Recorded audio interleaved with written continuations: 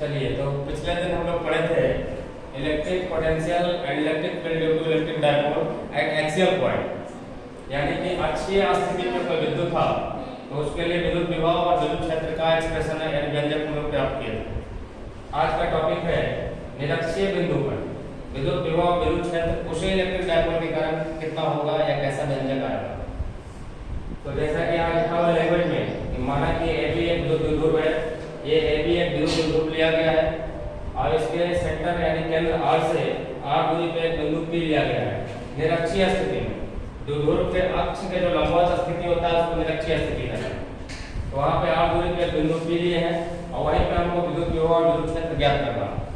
तो सबसे पहले लिखा गया है विद्युत विभव के लिए, यानी पहले हम इस डायपोल के कारण विद्युत विभव निकालेंगे, उसके बाद दूसरे नंबर में विद्युत क्षेत्र निकालेंगे। तो देखिए विद्युत विभव निकालने का क्या तरीका है। इस डायपोल में दो विजातीय आवेश है, सेम आवेश है लेकिन दोनों का साइन अलग अलग है।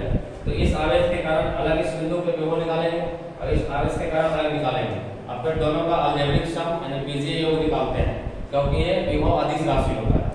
तो डायरेक्ट उसको मैथ के योगफल की तरह जोड़ देंगे।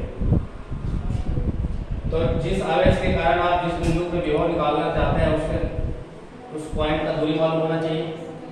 तो हमको ये दूरी मालूम है AO L और ये O से P R दूरी पे है। तो पाइथागोरस का रूल लगा के ये दूरी निकाल सकते हैं, यानी AP और BP दोनों सेम दूरी होगा। तो AP बराबर BP हो गया R square plus L square का अंडर रूट पाइथागोरस के नियम से। अब बिंदु P पे कुल विभव, इस बिंदु पे कुल विभव इसके और इसके कारण जो है उसको योगफल होगा। तो A के कारण जो आएगा वो VA हो गया और B बिंदु पर जो आवेश है उसके कारण VA, दोनों को जोड़ देना है।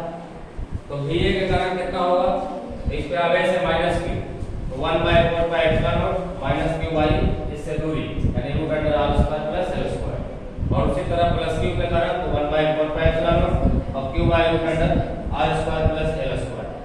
अब इन दोनों को ऐड करते हैं तो जो वैल्यू ये है वही वैल्यू ये है और एक प्लस में है एक माइनस में है, तो कैंसिल हो गया यानी कि टोटल वैल्यू 0 आ गया। इसका मतलब ये हुआ कि निरक्षीय स्थिति में कोई भी बिंदु रहेगा तो हर बिंदु पे विभव का मान हमेशा 0 होगा। क्लियर है।